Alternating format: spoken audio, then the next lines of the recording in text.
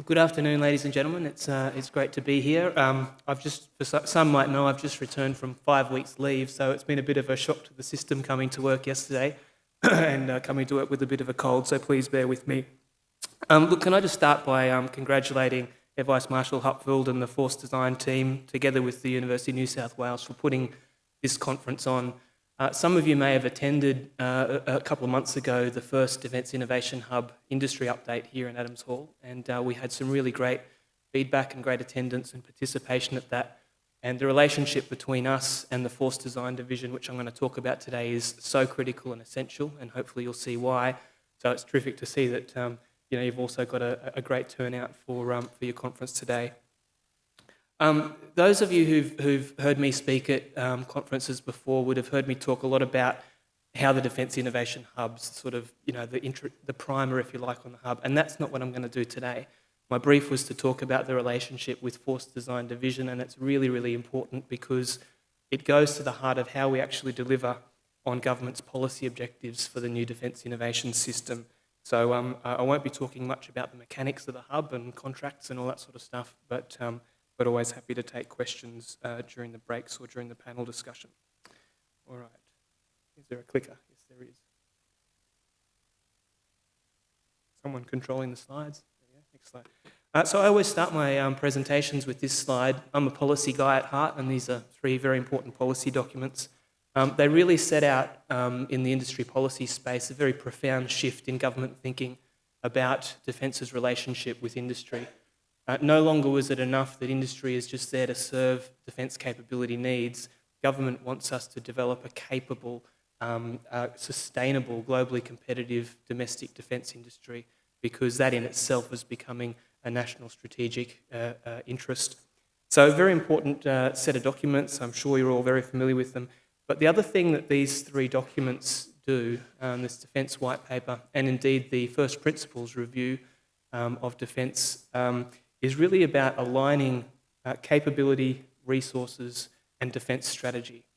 And that objective of aligning capability, resources, and defence strategy is critical to the reason that Force Design Division was established, the new innovation system was established, and indeed the relationship between the two. So really critical. My colleague Matt Ramage is going to talk after me about sovereign industrial capabilities, and we'll probably go a bit deeper on that government policy stuff. But just briefly, in terms of what the Defence Industry Policy Statement said about innovation, it was really about moving from and consolidating a number of innovation programs that were a bit fragmented across different parts of the department into 2 signature innovation programs, the Defence Innovation Hub and the Next Generation Technologies Fund. Our objectives are really about removing or reducing barriers, particularly for SMEs in doing business with defence, and developing a portfolio of innovation investment that is coherent and aligned with strategy. Next slide, please. Okay, so there they are, those first 2 dot points. They're our policy objectives. They're clear, they're easy to say. It's been pretty complex delivering on them, and we're it's still a work in progress. But that first one is critical. It's about how do we deliver an investment portfolio that is coherent across all the different elements and stages of innovation development, and how do we make sure that's aligned with strategy and not someone's subjective view about what's good or what's bad. And that sort of goes to the heart of where Force Design fits in, which I'll talk about in a second. But second policy objective about building the capacity and capability of Australia's defence industry and innovation sector is also a new policy objective with the Defence Industry Policy Statement, and an important one. So what's different? Well, that's what's different in terms of those policy objectives, but what's a practical effect of that, particularly for defence industry in Australia, is that this is about having a very clear pathway to acquisition. One of the criticisms of some of our legacy innovation programs, many of which have done some really terrific things over many years, is that sometimes we invested in things that were great ideas, but they were never going to enter defence capability. There wasn't actually a real defence capability need, or there wasn't a budget line for it. And so it's really important that when we're aligning capability, resources and strategy, it should mean that ultimately there's a pathway to acquisition. Now, just to be clear, that doesn't mean everything that we invest in from an early concept exploration will end up getting purchased by the ADF. That's not the case. when we're investing in an early concept exploration, there has to be a conceivable pathway to acquisition, but it doesn't have to be very well defined. But by the time we're investing in a TRL 7 or 8 level technology, something quite advanced and complex, well, there better be a very clear pathway to acquisition that's temporally aligned and a budget line that's going to pick it up and fund it. So anyway, they're the objectives. How do we do it? And this is where force design comes in. How do we know what things we invest in? What are the priorities for our investment? And how do we come up with them? And that's force design's role, is really through their analytical work, to tell us what the priorities ought to be. And the gaps and opportunities analysis, which I'm sure Jason or others will have spoken about this morning, is key there. Next slide, please. Probably everyone's got this diagram, I imagine, in their presentations today, and it's really terrific articulation of how force design and the defence industry and innovation piece are really quite integrated. Next slide, please. So the gaps and opportunities work that force design do is really critical here for the innovation investment piece. And I'd just like to also, again, commend Brigadier Blaine and his team and all of those who've been involved in the gaps and opportunities work for what they're doing, because it's complex, it's hard, it hasn't been done before. And really what it's about is bringing a sophisticated analytical approach to how we determine what these things are, and an approach that's very clearly and closely linked to what the defence missions are. So if you go right back to my first slide, alignment of capability, resources and strategy, that's what they're doing. I'd also add and just probably underscore for everyone that this is early days for the Force Design Division, as indeed it is early days for the Defence Innovation Hub and the new innovation system. I know how hard it is to build something from scratch, just about, and there's a lot of challenges, but this is the beginning, and I think that the framework that the guys have put in place is terrific, but it'll keep evolving and improving and becoming more sophisticated over time. So I guess, next slide please.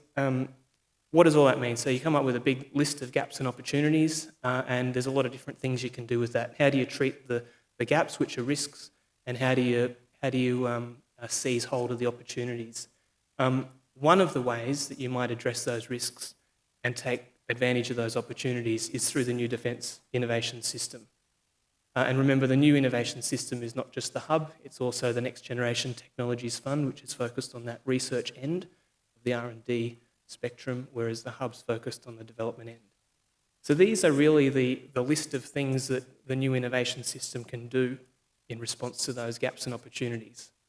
And just to sort of step you through it, some of you will be familiar with the very high-level investment priorities that the Innovation Hub has announced, and they're reviewed on an annual basis in line with the Force Design and DCAP cycle.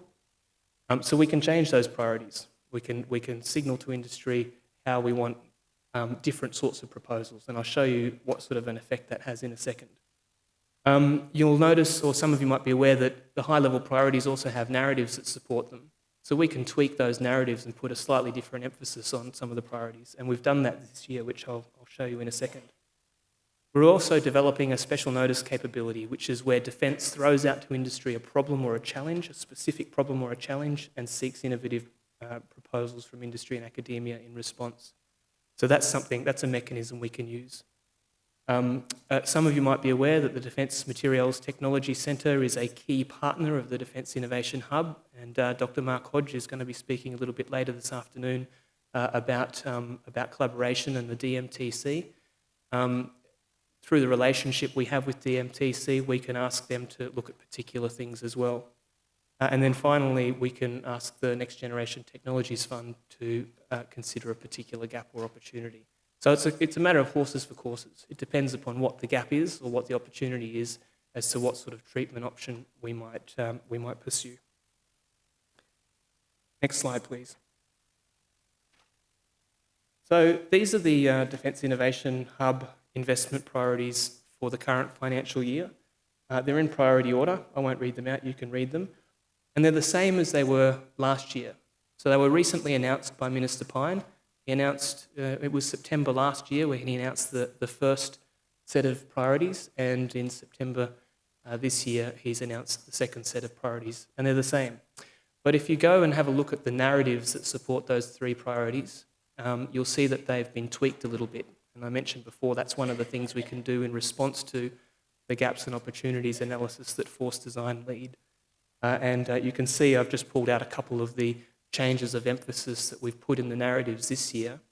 And it's kind of good. I mean, you wouldn't want to see massive change in our priorities from year to year, lurching from one to the other. So I'm quite comfortable and happy in a way that the outcome of the analysis that was done largely reconfirmed that the priorities were along the right track and just needed a bit of tweaking.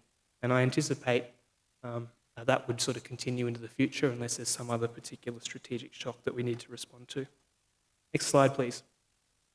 So I just want to show you the difference and what happens when we signal to the market about what our priorities are. This little chart shows you where our dollars in innovation had been spent in the past. And you can see the sort of breakout there in order. And you'll notice that it doesn't reflect the priority order of the last slide. Land combat amphibious warfare has done pretty well.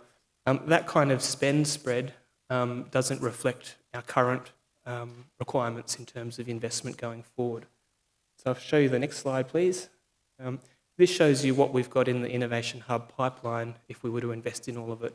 And you'll see that it shakes out perfectly in order of the three priorities that we've signalled to the market that we want.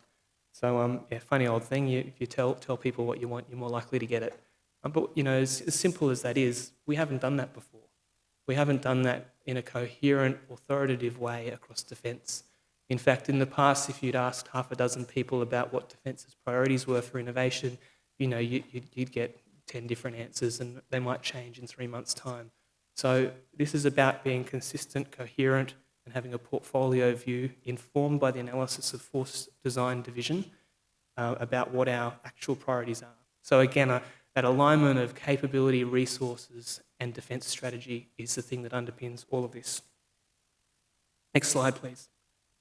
Special notices I referred to earlier and said that that's one of the treatment options that the Hub has open to it. This is a really new and exciting capability that Defence Innovation Hub is currently piloting, and I underscore piloting. We haven't rolled out this capability full-time yet. And this is an ability for us to throw out a particular problem or challenge, not a spec, not a requirement, that's acquisition, but a particular problem or challenge to industry and academia, and seek some innovative solutions. So we've got a couple of pilots on the street, and we're also using this mechanism to support Army Innovation Day this year. And what we learn through these pilots, we will build into a fully fledged special notice capability early in 2018. So this is really exciting. I think over time, this will become the main business of the Defence Innovation Hub. At the moment, we've got our open solicitation running where we've said what our priorities are for investment, and it's an industry push model. This is a defence pull model, and I think over time, as I said, will be our core business. It'll leverage some of the big dollars that are available through some of the big defence projects and help them in some of their pre-Gate Zero work. Next slide, please. So I just wanted to do a little bit of a trumpet of some of our successes since we opened on the 5th of December last year. And I'm very excited about this slide because every other presentation that I've done at industry conferences has only had 4 shingles on it. It didn't have the one labelled number 4. It didn't have any contract signatures on it. But we now have, I think, in fact, it was in June, we signed our very first Defence Innovation Hub contracts, which I'm very, very happy about. And we're now up to 17 new contracts have signed, worth over $20 million of investment.